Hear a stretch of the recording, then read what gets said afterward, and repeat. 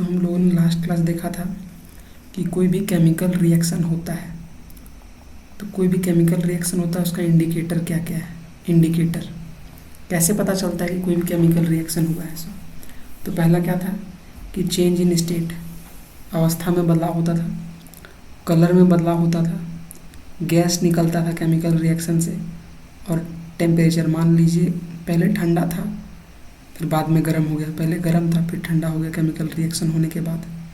तो ये चार चीज़ कोई भी केमिकल रिएक्शन में देखने को मिलता है। ठीक है, अब समझिए केमिकल रिएक्शन होता क्या है। What is chemical reaction. कोई अगर आपको पूछ दे केमिकल रिएक्शन बोलते किसको है, केमिकल रिएक्शन, रिएक्शन को शॉर्ट फॉर्म में ऐसे लिखा जाता है, केमिकल रिएक्शन बोला किसको जाता है। तो केमिकल रिएक्शन है क्या, तो एक तरह का ये केमिकल चेंज है। केमिकल चेंज है।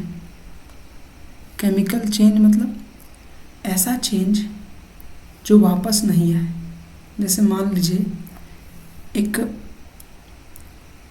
बर्फ था, एक आइस है, आइस को अगर हम गर्म करेंगे, हीट करेंगे तो आइस जो है वाटर में बदल जाएगा, और वाटर को फिर हीट करेंगे तो ये किस में बदल जाएगा, ये जो है वो स्ट्रीम में बदल जाएगा, भाप में बदल जाएगा, स्टीम में। ठीक है, मतलब आइस था, बर्फ था, बर्फ को गर्म किए तो वो वाटर में बदला, और ये वाटर को फिर गर्म किए तो ये स्टीम में बदल गया, भाप में बदल गया। लेकिन फिर से स्टीम को ठंडा करेंगे तो वाटर बनेगा, और वाटर को ठंडा करेंगे तो आइस बन जाएगा। तो ये एक तरह का फिजिकल चेंज है। क्या है ये, एक फिजिकल चेंज है। फिजिकल चेंज ऐसे चेंज होते हैं जो दोबारा से वापस से आ जाए। जो था आइस से स्टीम बना था, आइस से भाप बना था ना, तो भाप से फिर वापस आइस बन गया, तो ये बात दोबारा आ सकता है, तो इसको बोलते हैं फिजिकल चेंज। केमिकल चेंज किसको बोलते हैं, तो केमिकल चेंज उसको बोलते हैं जो दोबारा नहीं आए। जैसे समझिएगा, जैसे क्या है कि मान लीजिए आपके पास मिल्क है। क्या है, यहाँ पे आपके पास मिल्क है। ठीक, ये मिल्क है। क्या आप मिल्क को एक दिन के लिए छोड़ दीजिएगा तो ये किस में बन जाएगा, कर्ड बन जाता है ना, ये दही बन जाता है। तो क्या ये मिल्क को तो हम लोग दही बना दिए, लेकिन क्या कर्ड को फिर से दोबारा मिल्क बना सकते हैं, नहीं ना बना सकते हैं। तो ये एक तरह का क्या है, ये एक तरह का केमिकल चेंज है, केमिकल चेंज जो है वो रिवर्सिबल नहीं है, वापस से नहीं लाया जा सकता है। जैसे हम लोग खाना खाते हैं, तो खाना खाने के बाद जब खाना पच जाता है तो क्या पचा हुआ खाना को फिर उससे वापस खाना बना सकते हैं ना, बना सकते हैं, नहीं ना बना सकते हैं। तो हम लोग के बॉडी के अंदर भी केमिकल रिएक्शंस होते हैं, और केमिकल रिएक्शन होने के लिए केमिकल चेंज होना ज़रूरी है। तो हम लोग यहाँ से क्या समझें, यहाँ से हम लोग को ये समझना चाहिए कि कोई भी केमिकल रिएक्शन हो उसके पीछे केमिकल चेंज तो ज़रूर होता है। क्या होता है, केमिकल चेंज तो होता ही होता है। तो कोई भी एक सब्सटेंस अगर दूसरे सब्सटेंस में बदल रहा है, जैसे ए था, पहले ए था, ए जो है बी के साथ रिएक्ट किया और क्या बन गया, सी, है ना। तो एक तरह ये केमिकल रिएक्शन कहलाता है। मीन्स इसको अगर डेफिनेशन लिखना चाहेंगे तो एक तरह का it is a type of chemical change. It is a type of chemical change in which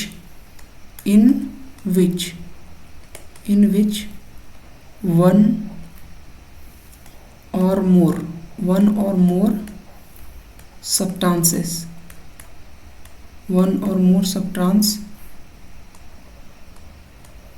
change into another. More substance change into another substance, means एक सब्सटेंस जो है वो दूसरे सब्सटेंस में बदल जाता है। एक सब्सटेंस जो है, केमिकल रिएक्शन मतलब होता है एक ऐसा केमिकल रिएक्शन, एक केमिकल चेंज है, एक या एक से ज़्यादा सब्सटेंस यानी कोई भी वस्तु दूसरे वस्तु में बदल जाता है। तो क्या ये वापस से वही वस्तु बनाया जा सकता है? तो जी, वापस से वही वस्तु बनाया नहीं जा सकता है। तो केमिकल रिएक्शन का यानी केमिकल रिएक्शन किसको बोलते हैं ये आपको समझ रहना चाहिए। केमिकल रिएक्शन किसको बोला जाता है, ठीक है। केमिकल रिएक्शन हम लोग समझ गए। अब हम लोग समझेंगे केमिकल इक्वेशन। आज का जो टॉपिक है वो है केमिकल इक्वेशन। केमिकल इक्वेशन बोलते क्या है? तो जैसे हम लास्ट क्लास में पढ़े थे कि मैग्नीशियम और ऑक्सीजन मिलकर क्या बनाया था? मैग्नीशियम ऑक्साइड बनाया था। देखिए जैसे ए और बी मिलके अगर सी बनाएंगे तो इसको बोला जाता है, सब दोनों को बोला जाता है रिएक्टेंट। क्या बोला जाता है? रिएक्टेंट। जो रिएक्शन कर रहा है रिएक्टेंट, ठीक है। और ये वाला जो सी है इसको कहा जाता है प्रोडक्ट। क्या कहा जाता है? प्रोडक्ट, ठीक है। तो इसको हम लोग एक्चुअल में यही है केमिकल इक्वेशन। यही है केमिकल इक्वेशन। केमिकल इक्वेशन क्या है पता है? कि कोई भी रिएक्शन को, जैसे अगर हमको मैग्नीशियम जैसे हम पूरा लिखते हैं इसमें,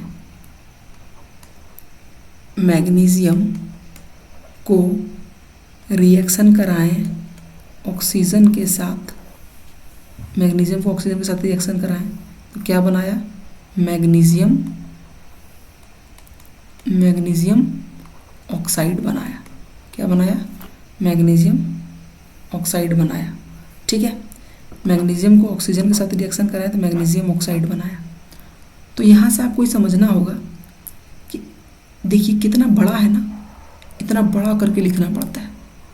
अगर केमिकल इक्वेशन की मदद से हम लिखें, केमिकल इक्वेशन की मदद से लिखें तो इतना बड़ा करके नहीं लिखना पड़ेगा।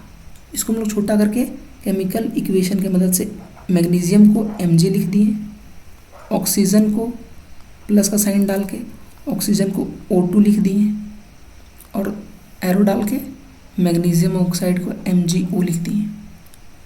तो केमिकल इक्वेशन क्या है? कोई भी इक्वेशन को शॉर्ट में लिखने का तरीका है। क्या है? कोई भी इक्वेशन को शॉर्ट में लिखने का तरीका है। क्या? देखिए, it can be written in the form of shortest form. मतलब कोई भी केमिकल इक्वेशन को, केमिकल रिएक्शन को, कोई भी केमिकल रिएक्शन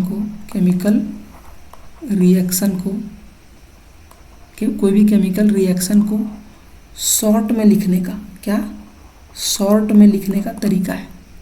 शॉर्ट में लिखने का तरीका क्या है? Chemical equation. अब आप जैसे हम लोग पढ़े हैं ना, क्या पढ़े हैं हम लोग? कार्बन। क्या पढ़े हैं?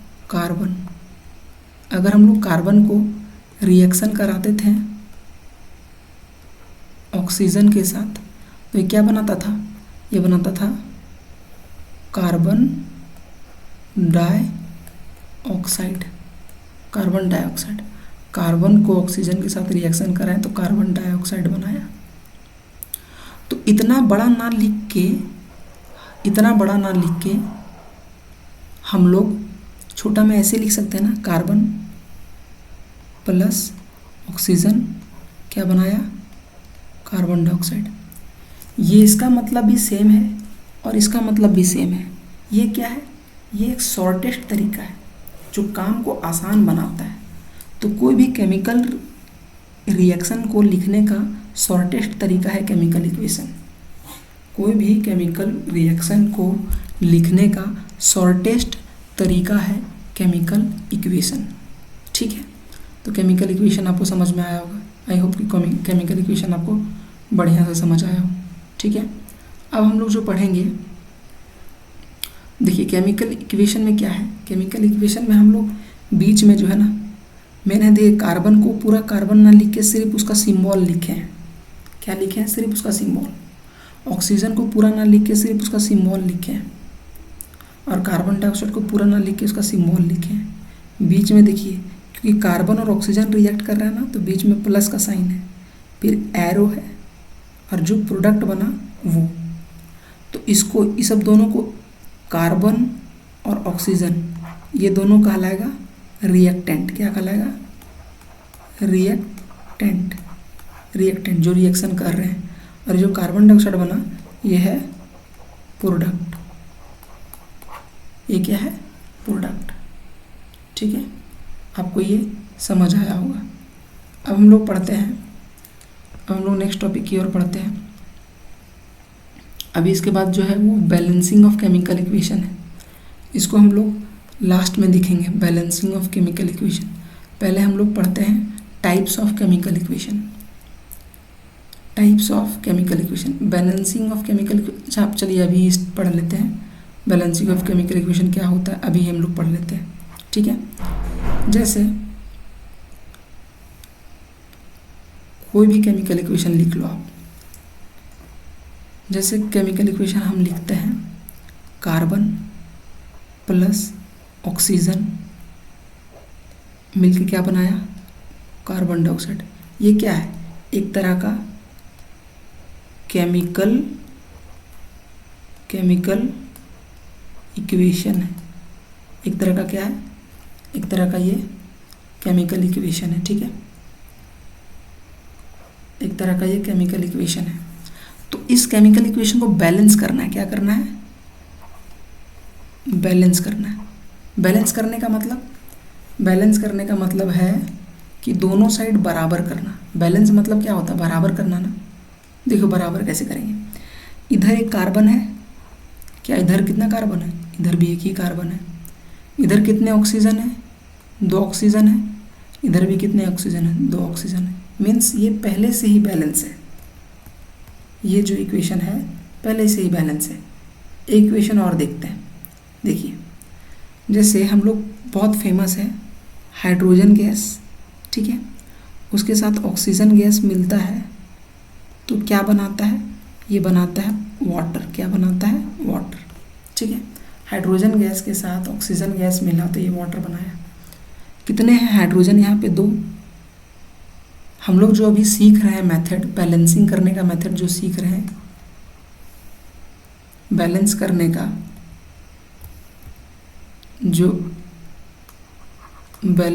का जो मेथड सीख रहे हैं वो हीट एंड ट्रायल मेथड है। कौन है? हीट एंड ट्रायल, मीन्स अंजाद वाला मेथड। आपको सोचना पड़ेगा, अंजाद लगाना पड़ेगा। तो जैसे देखिए, हाइड्रोजन यहाँ पे 2 है, यहाँ भी हाइड्रोजन 2 है। यहाँ ऑक्सीजन कितना है आपके पास? 2। यहाँ ऑक्सीजन मात्र आपके पास 1 ही 2 है। तो आप इसको 2 बनाने के लिए क्या करेंगे? 2 यहाँ तो लगा नहीं सकते हैं। अगर आप इधर 2 लगा दीजिएगा तो ये प्रोडक्ट ही चेंज हो जाएगा, ये वाटर नहीं रहेगा, ये वाटर नहीं रहेगा। अगर हम H2O में बैलेंस करने के लिए 2 यहाँ लगा दिए तो ये H2O वाटर होता है, लेकिन H2O2 वाटर नहीं होता है, ये हाइड्रोजन परऑक्साइड कहलाता है। क्या कहलाता है? हाइड्रोजन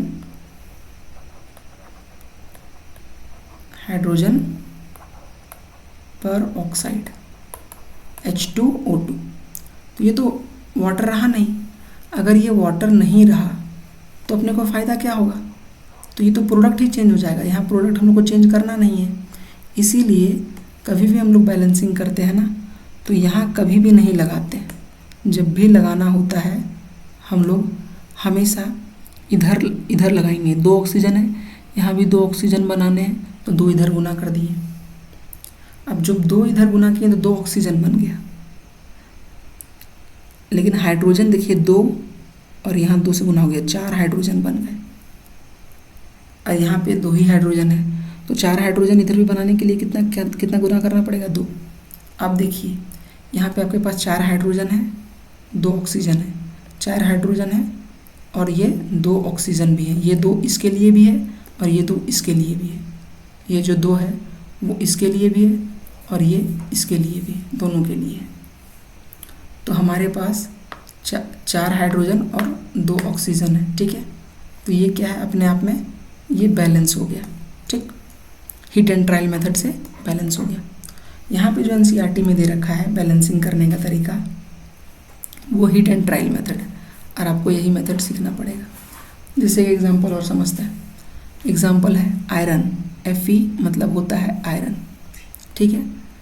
Fe को वाटर के साथ रिएक्ट कराएंगे तो क्या बनेगा, Fe3O4, Fe3O4 plus hydrogen gas निकलेगा। क्या निकलेगा, हाइड्रोजन गैस। अब इसको आपको बैलेंस करना है, कैसे करिएगा बताइए। आपके पास यहाँ आयरन कितने हैं, 1, यहाँ आयरन कितने हैं, 3, यहाँ ऑक्सीजन कितने हैं, 1, यहाँ ऑक्सीजन कितने हैं, 4, यहाँ हाइड्रोजन 2 है, यहाँ भी हाइड्रोजन 2 है। अब बैलेंस कैसे करिएगा, तो पहले ऑक्सीजन कितने हैं, यहाँ पे 4 है, तो ऑक्सीजन यहाँ 4 बनाने के लिए आप यहाँ से 4 से गुना कर दिए, तो 4 ऑक्सीजन मिल गया, 4 ऑक्सीजन इधर भी है। लेकिन यहाँ हाइड्रोजन 8 हो गया, यहाँ हाइड्रोजन मात्र 2 ही तो है, तो 8 बनाने के लिए क्या करेंगे, 4 से गुना कर देंगे। 8 हाइड्रोजन भी मिल गया, 4 ऑक्सीजन भी मिल गया। लेकिन यहाँ पे 3 आयरन है और यहाँ सिर्फ 1 ही आयरन है। हाइड्रोजन बराबर हो गया, ऑक्सीजन बराबर हो गया, लेकिन यहाँ पे 3 आयरन है और यहाँ पे 1 ही आयरन है। तो इसको 3 बनाने के लिए कितना से गुना करना पड़ेगा, इसे इधर 3 से। तो जो बैलेंस करके मिला वो अपने को क्या मिला, 3Fe प्लस 4H2O, फिर ये Fe3O4 प्लस 4H2, ये अपने आप में बैलेंस है। 3 आयरन इधर है, 3 आयरन इधर है, 8 हाइड्रोजन इधर है, 8 हाइड्रोजन इधर भी है, 4 ऑक्सीजन इधर है, ये 4 ऑक्सीजन के लिए भी है और ये 4 इसके लिए भी है, ठीक है। अब यहाँ पे 4 ऑक्सीजन भी है, तो ये अपने आप में बैलेंस हो गया, ठीक है। अब हम लोग बैलेंसिंग करने का तरीका भी सीख लिए। आप इसी तरह से प्रैक्टिस करिएगा तो बैलेंसिंग भी हो जाएगा।